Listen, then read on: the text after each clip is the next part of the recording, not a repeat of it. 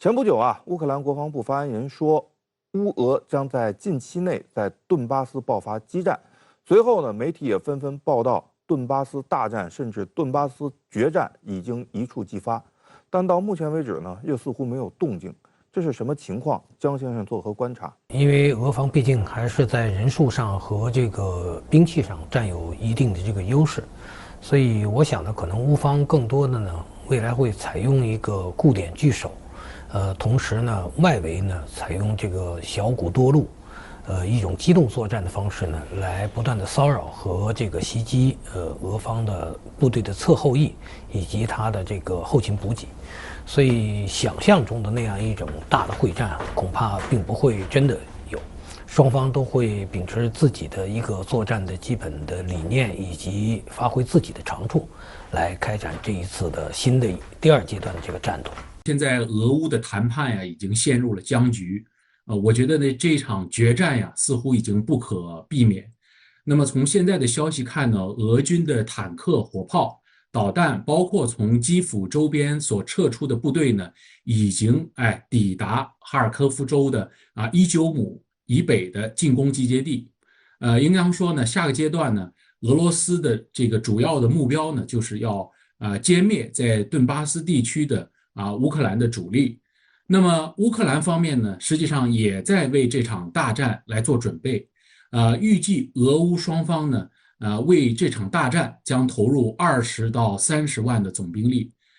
与此同时，我们要看到呢，美国和北约的介入力度也在不断的加大。近一个时期以来吧，那么美国和北约对乌克兰提供所谓军事援助的力度，实际上也是越来越大。那么从各方面的这种准备的工作来看呢，我觉得这场大战应当说是难以避免了。顿巴斯大战如果真打了，会是决战吗？或者说会对接下来的战局战况具有决定性的意义吗？赵先生，从俄罗斯角度来讲呢，我觉得俄罗斯方面呢是希望能够在5月9号胜利纪念日到来之前结束这场乌东战役，并且实现呢完全控制顿巴斯地区的这样一个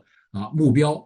我们知道在前一阶段吧，应当说俄罗斯的一些这个军事的目标没有能够如期的实现。那么现在的这场顿巴斯战役呢，应当说是第二阶段的俄罗斯的重要的行动。如果俄罗斯输掉了这场战役，我个人认为也就意味着俄罗斯在乌克兰的一种全局性的失败。俄罗斯总统普京表示俄方最终会完成在乌克兰的全部任务，俄方会按照计划从容冷静地采取行动。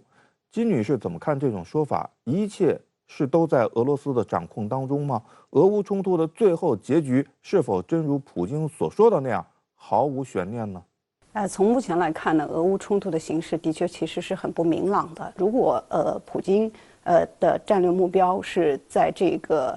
可以说是在乌东地区的去纳粹化，然后他的战略这种重点集中在乌东地区的话，那么可以看出来，那么这样对于普京所说的目标，可能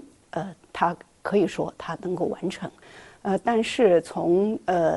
最近的战场形势，尤其是在莫斯科号沉没之后，我们看到这个俄方的这样的一个对乌克兰的这种军事行动又发生了一些改变，所以呢，从目前看，这样的一种战争的走向非常的不确定。对于哪一方来讲，悬念一直是存在。那双方的这样一场博弈中间，能不能够100%的实现自己的计划，这在很大程度上其实本身就是一个变数。我们从前一阶段的情况来看呢，显然俄方的他原来的这个计划，没有能够实现。同时第二阶段呢，从目前为止从比如说我们以4月1号为这个转入第二阶段的这个开始起点的话，那你可以看得到现在的整个的战场的这个情况也并没有呈现出一边倒的这样一个态势，双方的这个攻防，双方的这样一个较量，仍然以不同的方式，尽管是没有呈现出那种大规模的零星交火的这样一种方式仍然在不同的变化。恐怕还并不能够说任何一方都能够有确定的把握，按照自己的规划去实现自己的目标。从更深层次来讲，俄乌冲突其实是让德国蒙受了不小的损失，会不会使德国也已经有一肚子气了，德国会一直隐忍这口气吗？赵先生。那么我觉得除了能源呢，对于德国来讲，一个很重要的损失还是在于欧元。我们知道呢，作为这个欧盟的主导的国家吧，德国呢一直希望推动欧元，包括用欧元去制衡美元的这种全球霸权货币的这样一个地位。但是这场俄乌冲突呢，实际上也使这个德国所希望推动的欧元也遭受着一些冲击。那么德国要付出的代价，我觉得要看这个俄乌冲突会持续多久，同时我们要看这个德国本身对于俄乌冲突的这种介入的程度会有多大。在俄乌冲突的背景之下，欧洲的经济增长已经放缓，欧元区经济在3月实际上比2月下降了0.17%。如果俄乌冲突继续，欧洲经济恐怕还会继续受到打击。欧洲国家会怎么办？那么欧洲目前可以打的牌并不是特别的多。我们刚看到欧洲央行，那么目前也拒绝采取实质性的行动来这个应对通胀。从这个目前来看呢，它仍然还有一些政策工具可以使用，包括我们知道在疫情背景下出台的7500亿复苏基金，仍然有相当的规模可以利用。另外，我们也知道，为了这个降低这个冲突对社会层面的影响，欧洲各个国家也都出台了大量的这样的一个政府干预的措施，来平抑物价，来这个尤其是对能源价格的稳定。那当然，我们现在也看到，欧洲方面在南欧国家的推动下，期望通过再一次集体发债，类似于我们说应对疫情事件的这样的一个共同的债务，来应对这种经济可能存在的衰退风险。但是的确，这样的一个举措，会在内部还是会引发诸多的这样的一种分歧的。例如，我们说德国和荷兰这样的国家，可能就认为时机仍然未到。所以从当前来看呢，欧洲经济接下来这个进一步的这样的一个下滑，是可以看得见的趋势。欧洲人的生活现在开始受到这次冲突的实际影响。换句话说呢，欧洲人要为这场冲突付出代价了。那么民意是否会发生变化？金女士，目前来看呢，在欧洲整体的这种无论是经济层面还是社会层面，都从安全的角度看这样的一个威胁，所以呢，这种安全的利益考量大于了我们说的经济利益，和他们的这种这样的一些具体的这种考量，一定程度上来讲，可能也是这种我们说的这种政治正确，但是很难说，就是在未来这个战争如果持续下去，而欧洲各国政府和欧盟层面如果不能有效的去应对这种冲突对经济和社会的影响的话，尤其是如果战争继续延宕，各个国家为大量的乌克兰难民所付出的这种成本的继续提升，那么我们说未来这个欧洲社会面发生这种反战厌战的情绪一定会上升的。现在芬兰和瑞典正在考虑是否要放弃已经坚持了几十年的中立地位而加入北约。那么，俄罗斯前总统、俄罗斯联邦安全会议副主席梅德韦杰夫就表示，如果芬兰和瑞典加入北约，俄罗斯将被迫加强在波罗的海的军事防御力量，包括部署核武器。江先生如何看梅德韦杰夫的这一警告？俄罗斯的周边环境其实我们可以明显的看到，就是越来越恶化。这一点应该说是过去几百年里头从未有过的一种状态，呈现在了俄罗斯的家门口。当然，在这样一种背景下，俄罗斯做出一些加强自身防卫的一些这个举动，包括加强在波罗的海方向部署核武器。可以想象，俄罗斯方面一定会选择在加里宁格勒来部署战术核武器。那么这些举动呢，应该说是对目前局势的一种反应。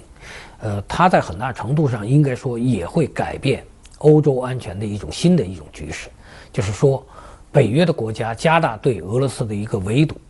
那么俄罗斯的这种反制又反过来成为了一种对北约国家的一种不安全的一种压力。所以这样一种欧洲安全的一种不稳定和不安全长期对峙的这样一种态势其实都不符合双方的利益。国际社会也好，欧洲也好，我们其实一贯的主张其实就是说，一个国家的安全不能建立在别的国家不安全的基础之上。这也是我们说为什么要强调一种全面的安全观。所以在目前来看，我觉得欧洲国家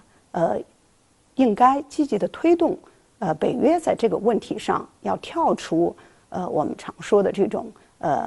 安全困境。或者说要结束在安全问题上的一种冷战思维，否则，欧洲将会重回到冷战时期，在这种军事冲突的前沿，不会给任何国家带来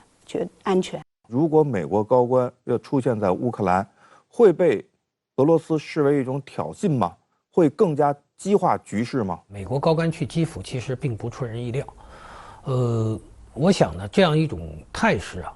美国、西方其他国家对于乌克兰的这样一种力挺，其实我们可以看到，在很大程度上可能会影响乌克兰在战场上，包括对于谈判上的一些态度。不管是大的原则，还是一些具体的做法，这个会使得这个局势更加的错综复杂。但是，这也正反映了西方国家现在想要利用所谓的这种冲突，来进一步的弱化、削弱俄罗斯，所谓孤立俄罗斯的这样一个基本的战略方向。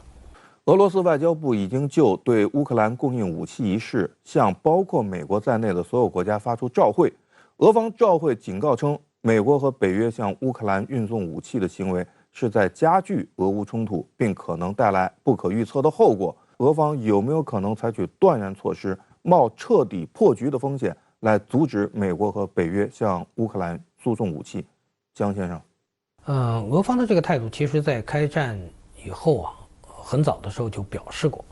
但是呢，这个坦率的说，俄方要实现它的这个目的，就是切断西方国家对乌克兰的援助呢，还是有比较大的这个风险。同时呢，也可能性相对而言也应该说呢也比较小。先说风险，第一个呢是现在如果俄罗斯要想切断这个援助，毫无疑问必须要对现在的这个波兰这个通道来进行打击。那这一方面呢，应该说呢，他所冒的把北约拉入这个战场的这种危险呢，应该说是急剧的上升。北约在这方面的态度表明的非常的明显。考虑到目前战事的这样一种复杂的状况，再把北约拉下来，这个是不符合俄罗斯利益的。俄罗斯也在极力的避免做，这是说这个风险。那么说可能性呢，是因为现在整个乌克兰，大家可以看一下地图就可以看到，乌克兰的整个地域还是相对比较宽广。不管是与波兰的接壤这一块，还是与罗马尼亚接壤这一块，这在一定程度上为乌克兰构筑起了一个所谓的依靠西方的一个战略后方。彻底的封堵掉这条路，以俄罗斯目前的这个能力来说，以及乌克兰目前的这个广阔的地域来说，恐怕做起来不是那么容易。这也是为什么，开战以后，俄罗斯尽管非常清楚，西方在极力的去援助乌克兰，但是都没有采取更加极端的一个行动的一个重要的原因。美国和欧洲国家在与俄罗斯的直接冲突问题上，一直坚守着红线，那就是说，不会亲自下场与俄罗斯产生直接的军事冲突。那么，的确，这个俄罗斯发出的这样的一个警告，增加了这个双方发生冲突的这种风险。当然，这个取决于如果一旦西方国家运送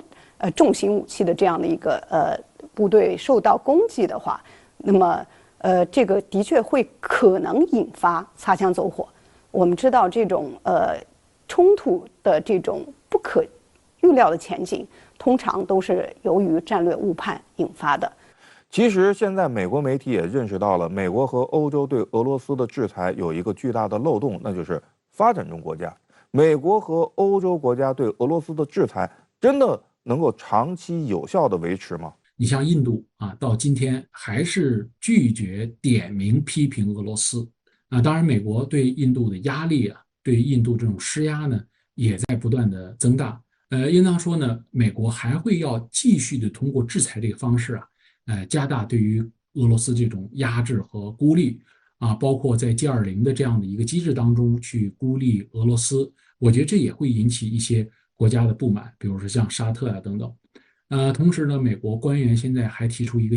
想法，就是要在国际货币基金组织世界银行这些机构呢进行改革进一步的去这个压制俄罗斯和孤立俄罗斯。我觉得这些做法可能都会引起一些国家的这种不满和一些国家的这种反对，是吧？100%的把这个所谓他们想象的漏洞都给堵死是绝对不可能的事情，在短期内要把俄罗斯打趴下也是不可能的事情。但是我们可以从过去8年对俄罗斯的制裁，在这一次战事中间所反映出来的这个结果可以看得出来。西方国家这一次的这样一种对俄罗斯的这种敌视的态度比2014年的时候更加的这个极端。在这种背景下呢，应该说制裁如果长期进行下去，那么确实会对俄罗斯整个的发展造成非常大的压力和非常大的冲击。尽管其他的一些发展中国家有可能在某种程度上会形成对这个西方国家对俄罗斯制裁的这个对冲，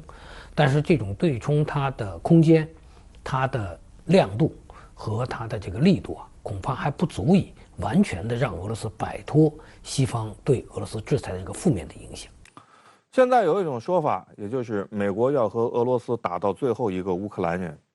美国如果真是这种态度，乌克兰问题还有解吗？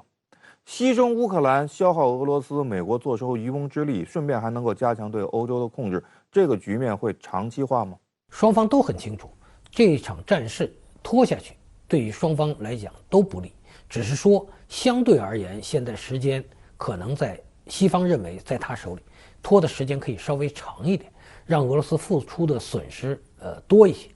但是呢，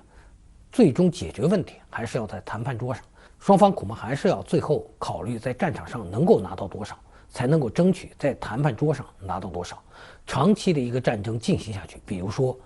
像这个布林肯所说的战事有可能会要拖到2022年的这个年底，我认为这样一种判断恐怕是不正确的。美国国务院发言人普莱斯告诉美国有线电视新闻网，美方认为俄罗斯与乌克兰的冲突恐怕会持续至年底。CNN 稍早引述消息来源披露，美国国务卿布林肯也告诉欧盟盟友，美国认为俄罗斯在乌克兰境内的军事行动可能会持续至2022年底。美方还一再表示正尽一切可能让战事尽快落幕，但看看美方的所作所为，根本不像希望战事结束的样子。美总统拜登4月13日宣布对乌克兰加码8亿美元军援，包括11架米17直升机、300架弹簧刀式无人机、18门155毫米榴弹炮和4万发炮弹以及化学防护装具。其中米17直升机是美国原本要提供给垮台前阿富汗政府的军备。除此之外，还有200辆 M113 装甲运兵车、10套 ANTPQ-36 反火炮雷达系统、500枚标枪反战车导弹和3万副防弹背心及头盔。俄罗斯对乌克兰发动攻击以来，美国军事援助乌克兰的金额此前已达17亿美元。这也难怪上周二，俄罗斯总统普京公开表示，与乌克兰的和平谈判进入了死胡同。И пока этого не будет, операция будет продолжаться военная до ее полного завершения и решения тех задач, которые были поставлены. Від сили нашого спротиву в усіх його формах прямо залежить майбутнє України, майбутнє всіх нас, кожного нашого міста, кожного нашого села. 乌克兰国防部发言人莫图兹亚尼克11日表示，根据乌克兰方面掌握的信息，俄罗斯军队将部队运送到顿涅茨克和卢甘斯克地区的工作已接近完成，预计不久后，乌俄军队将在这一地区爆发激烈冲突，乌克兰军队已对此做好了准备。泽连斯基17日接受美国有线电视新闻网采访时表示，乌克兰将为顿巴斯战斗，这将决定乌克兰的命运。就在人们都紧盯乌东的时候，乌克兰军队在4月14日动用直升机越过两国边境，针对俄布良斯克州克里莫沃地区的民宅进行了打击。当时乌直升机发动了6次空袭，导致俄罗斯2座建筑受损，并且有多人受伤。根根据俄罗斯媒体报道，第二天，也就是4月15日，俄军自海上、空中和陆上发射数十枚口径巡航导弹，对乌克兰境内的目标实施大规模打击。俄军不仅打击了基辅和基辅周边地区的重要军事目标，而且还对基辅州、波尔塔瓦州、切尔卡瑟州、基洛沃格勒州、哈尔科夫州、伊万诺弗兰科夫斯克州、敖德萨州和尼古拉亚州的目标实施了空袭。其实，在本月初，乌直升机也曾越境偷袭俄一座油库。对此，国家杜马议员舍列梅特曾经表示，乌克兰军队对俄罗斯领土发动空袭后，俄乌冲突的性质发生了变化，威胁层级空前提高，俄军是时候对基辅的决策控制中心进行报复性攻击了。分析指出，4月15日的空袭是俄军上个月开始撤离基辅周边地区后首波针对基辅的攻击，说明俄军并没有只是像外界认为的那样将目标缩小为乌东的顿巴斯地区。俄方的巡航导弹除了摧毁靠近基辅国际机场生产导弹的维扎兵工厂，还在第二天对基辅的第1家兵工厂进行了定点打击。乌克兰国营武器制造商2战以来的最大损失。有分析认为，乌克兰方面过高地估计了莫斯科号的实际作用。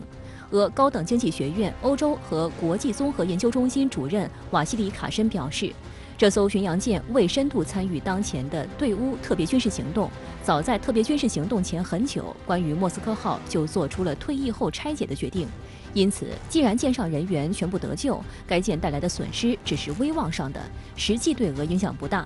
莫斯科号出事只会进一步加快淘汰老旧苏联大型舰艇的进度。这艘舰呢太老了，到现在为止40年了吧，在40年的服役期里边，真正在海上跑的时间啊，不超过5年。俄罗斯海军黑海舰队其他的舰艇还挺多的，包括呢，它有3艘呢11356R 的护卫舰，还有2艘呢克里瓦克级的护卫舰，再加上呢像7艘呢基洛级潜艇、航空兵啊、岸舰导弹部队啊等等，这兵力的非常多。损失1艘舰呢，对俄罗斯海军黑海舰队来说，算不上什么伤筋动骨。分析指出，俄军在特别军事行动刚开始发射了数百枚导弹，摧毁乌军上千个目标，颇有信息化战争的色彩。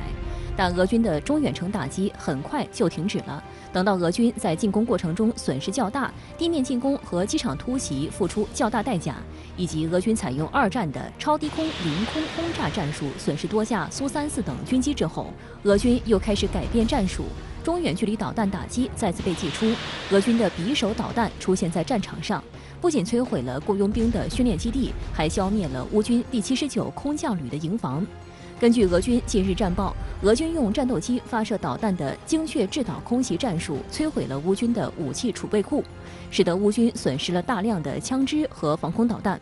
据与俄军协同作战的顿涅茨克武装通报，他们的部队现在已经完全控制了马里乌波尔的港口地区，剩下的部分乌克兰守军，很多就是外界熟知的亚速营，都撤退到钢铁厂内负隅顽抗。最后的清剿工作正在继续。驻守马里乌波尔的乌克兰海军第36旅早就在社交媒体承认弹药正在耗尽。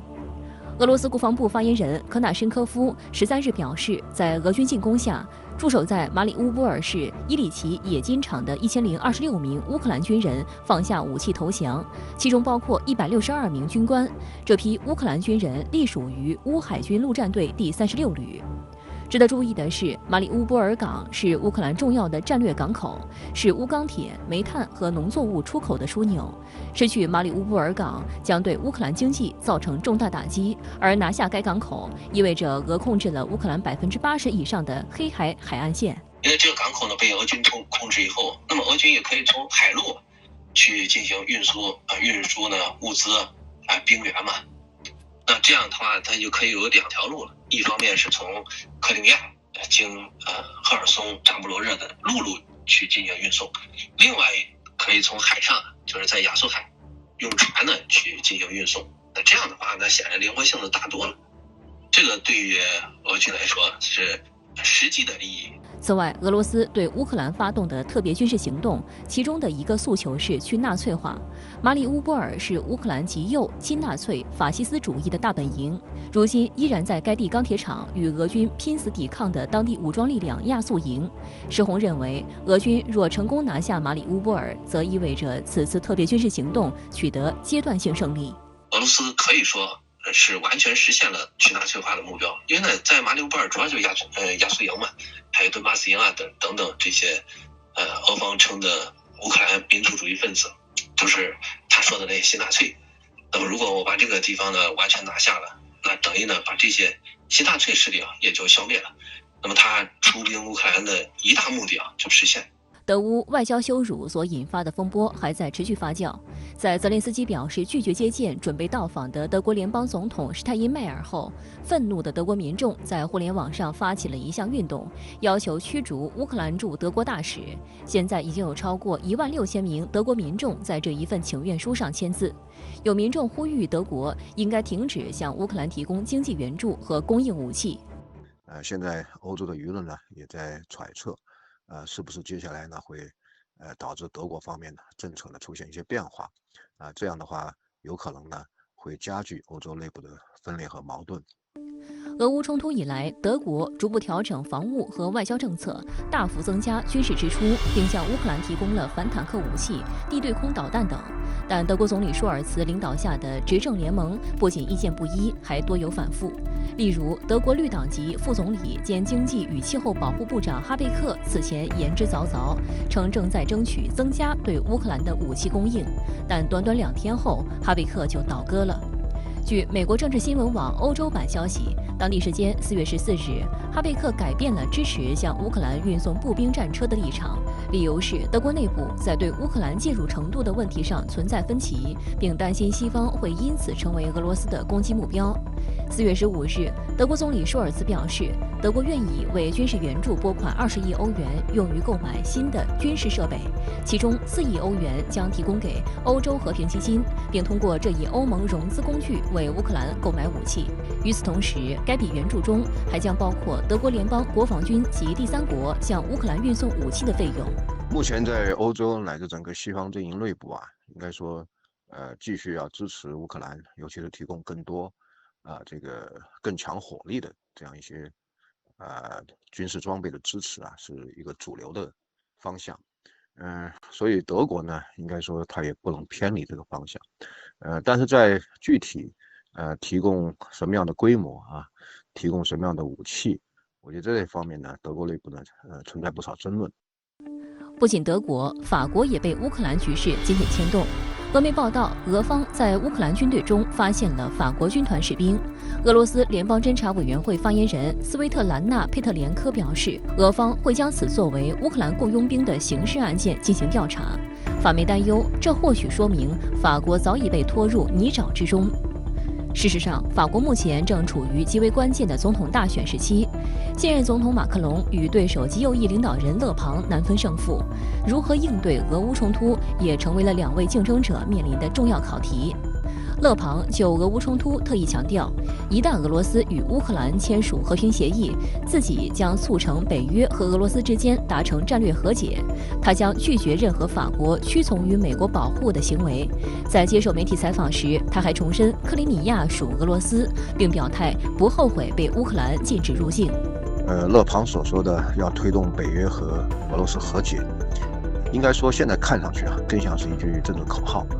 因为我们知道，在勒庞之前的选举主张里面，有一条就是，他认为如果他当选总统以后他会尽快带领法国呢退出北约。所以我们很难想象一个退出北约的法国还有什么样的一种能力和影响去推动北约和俄罗斯和解。所以我想这个目前勒庞的这种表态更多是一种选举的策略，而很难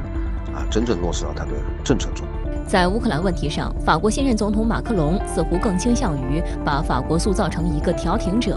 自从俄乌冲突以来，他就多次与普京和泽连斯基通话，有意从中斡旋。在对乌立场上，马克龙奉行谨言慎行原则。当美国总统拜登将俄罗斯军队在乌克兰的行动说成是种族灭绝时，马克龙明确表示不跟风，并强调言辞升级无助于带来和平。这一表态引发了部分乌克兰官员的不满。有分析认为，马克龙打出一套谨慎牌，也是有意在谋求连任的选举过程中保住基本盘。因此，不仅要在俄乌局势上稳住法国的位置，更要稳住欧洲团结这一重要抓手。目前，欧洲正面临乌克兰危机外溢带来的一系列新的复杂问题：能源与食品价格猛涨，供应链受阻，经济与民众生活受到严重冲击。也因此，多国民众对俄乌政治立场逐渐明显，出现了挺俄派。本月初，欧盟宣布对俄罗斯采取第5轮制裁，决定从8月起停止进口俄罗斯煤炭，并就对俄石油和天然气实施制裁进行讨论。德国经济学家预测，如果俄罗斯停止供应天然气，德国这个欧洲最大的经济体将陷入衰退，影响可能会蔓延到整个欧洲大陆。我们看到现在呀，接下来呀，这样一种情况呢，会导致欧洲的经济呢出现更多的问题。一方面呢是之前，本来想要在今年实现一个比较大的这个经济复苏的这个势头呢，被强烈的这个遏制住了。同时呢，现在这个由于制裁引起了一些这个社会的动荡，包括民众的不满会继续上升。所以从这个意义上说呢，应该说现在欧盟所承受的，欧洲国家所承受的这个制裁的代价呀，它将会逐渐的超出这个经济层面，会向社会和政治领域去不断的扩散。美国总统拜登日前宣告，俄罗斯正在乌克兰实施种族灭绝。但 NBC 在4月16日引述几位政府高层官员的说法指出，这在政府内部一些官员之间引发忧虑，且他的说法迄今尚未得到美方情报机构所搜集情报的证实。知情人士表示，自从乌克兰布恰镇的乱葬坑及平民拷问暗杀影像出现以后，白宫内部就已经讨论过何时要将俄罗斯在乌克兰的行动贴上种族灭绝的问题。但拜登4月12日在爱荷华州发表国内政策演讲时，说到通货膨胀时，不假思索就宣告此事，让白宫官员都措手不及。因为乌克兰的情报目前并不支持把这件事情指定为种族灭绝。分析指出，拜登急于给俄罗斯安罪名，更大的目标应该是要为持续推进的对乌军事援助进行舆论动员。因为大批的武器送往乌克兰，美国老百姓也都不理解，这到底是要避免战争，还是在制造战争？据五角大楼透露，最近一次的对乌军援已经是美国国防部自2021年8月以来第7次给乌克兰提供武器，也是为乌量身定制。比如这次军援中，美国将首次向乌克兰提供榴弹炮。根据公开资料显示，155毫米榴弹炮炮弹爆炸时，最大杀伤半径能达到350米，其爆炸时产生的冲击波可以轻易地在3米之内撕破轻型装甲，对于10米之外的墙壁进行严重破坏。In a howitzer is a very large artillery round that when it impacts, it can really hurt a military formation. Even inside of a tank, it can really mess them up. 这就是一个非常大的突破，就是在增强乌克兰军队的火力特别是进攻性的这种能力。而且呢，美军现在没有说他提供的这4万枚炮弹里边是普通炮弹呢，还是制导炮弹。如果是有制导炮弹的话，那么精准性还更大。打击呢这种俄军的点状目标，那能力呢就更强。除了榴弹炮，最新军援中的一些雷达也是对正乌克兰战场，比如 AN/MPQ-64 哨兵防空雷达，就是美军陆军装备的较新型雷达系统。该雷达可探测75千米内的轰炸机、40千米内的战斗机和30千米内的巡航导弹，可自动获取、跟踪、分类、识别并报告超过50个目标，而且机动能力强，2名士兵即可完成安装，1名士兵就能操作。在行军过程中，只需要5分钟的准备时间即可开始工作，可以为单兵式防空武器争取更多反应时间，等于让之前援助的毒刺导弹有了眼睛，将大幅增加乌军进攻能力。你看以前呢，他不给乌克兰的什么地面的这些履带式步兵战车啊、高机动车啊，还有呢火炮呀、直升机等等，你看他现在都给了。所以呢，这都是一个很大的变化。也就是说，美国的步子越迈越大，这种冒险的程度是越来越大的。那么，如果继续在朝前这样走的话，那接下来呢，很可能会发生就北约和俄罗斯直接碰撞的这种情况。而从这次武器清单来看，比如说 M113 装甲车、标枪反坦克导弹，还有像弹簧刀自杀式无人机等等，都属于北约制式武器装备，需要美军手把手去教乌方。分析认为，这也是美国介入俄乌冲突的一个重大进展和意图将俄乌冲突长期化的表现。日前就有报道称，美国防部长在与美训练的乌克兰军队进行了视频通话。实际上呢，应该说，在美国本土是乌克兰选出来的，去作为呢种子教官。但是我估计这些人呢，到了返回的时候，不会返回乌克兰本土，回来以后到欧洲的这些北约国家，特别是东欧国家，然后呢，在这些国家的基地，再把大量的从乌克兰本土送过来的这些军人进行培训，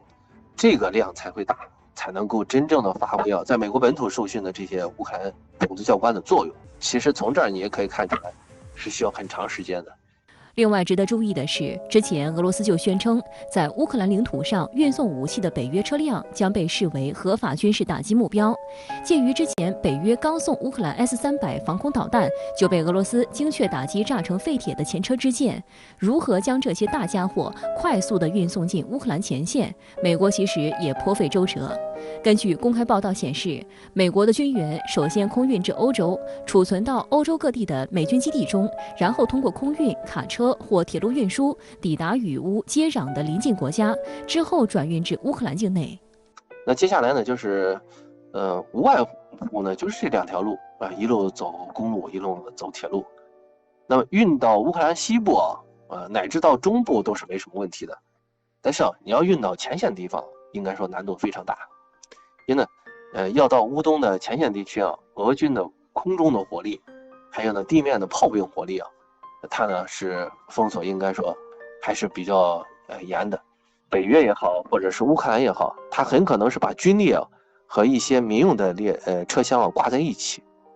使得呢俄军精确制导武器呢不多的情况下，很难去进行攻击，不排除是有这种可能的。而除了武器支持，美国防务新闻此前报道称，西方商业卫星公司的太空影像、遥感和通信卫星正以此前从未有过的热情为乌克兰提供关键的情报支持。例如，美国 Maxar 科技公司3月初发布的一系列卫星图像显示，基辅附近的俄军车队超过40英里长，暗示俄军后勤可能陷入困境。美国国家地理空间情报局从商业卫星公司购买的乌克兰卫星影像数量已经翻了一番，尤其是那些不受夜间或气象条件影响的合成孔径雷达照片。事实上，在已经被摧毁自身防空系统的情况下，乌军能让俄军引以为豪的卡52、米28等武装直升机相继折戟沉沙。这种反常局面的背后，正是北约提供的准确战场情报在支撑。据说就是美国呢，光调过来的卫星就是大概30多颗。那这样的话，大量的战场的情况，那卫星呢看的是很清楚的。比如说，地面上的10万平方公里范围内，俄军的部队都在哪儿部署着？是什么样的部队？是重装部队呢，还是普通的部队就是步兵，还有呢空军，机场情况等等。这样一来的话，那乌军的作战效率就会大大的提升，因为呢它准确了嘛，不用像无头苍蝇一样在战场上到处跑而且呢我知道它的薄弱点在哪儿，我就针对它的薄弱点去进行攻击，这呢就使得俄军显得就很被动了。除了天基系统的支持，近日社交媒体上流传的一张飞行轨迹图也显示了北约与瑞典军机在乌克兰附近的空中侦察活动到底有多么频繁。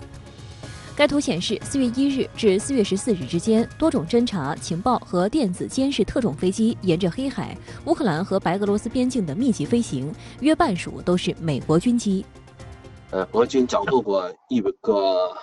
北约提供给乌克兰军队的笔记本。那个笔记本呢，它可以实时的接收北约 E3C 预警机的这个信息，也就是呢那架预警机呢，它在战区上空呢进行了飞行，然后呢它把所有搜到的这些情报就通过呢数据链下传到笔记本上，那么乌军就在笔记本上呢就可以看到呢实时的情报，也就是说天上呢看到的东西马上呢就可以通过数据链下传，我就马上呢就可以看到，因为呢电磁波的这种速度特别快嘛，这就是实时的情报。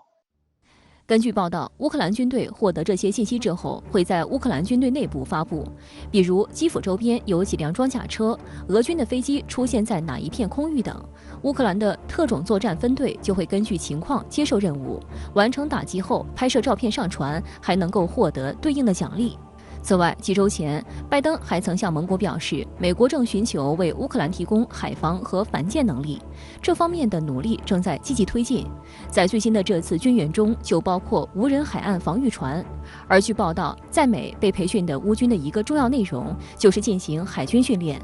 众所周知，在马里乌波尔和敖德萨，俄罗斯军队事实上已经封锁住了乌克兰的海上出口和通道，这是乌克兰当前面临的一个非常大的难题。你像提供的毒刺，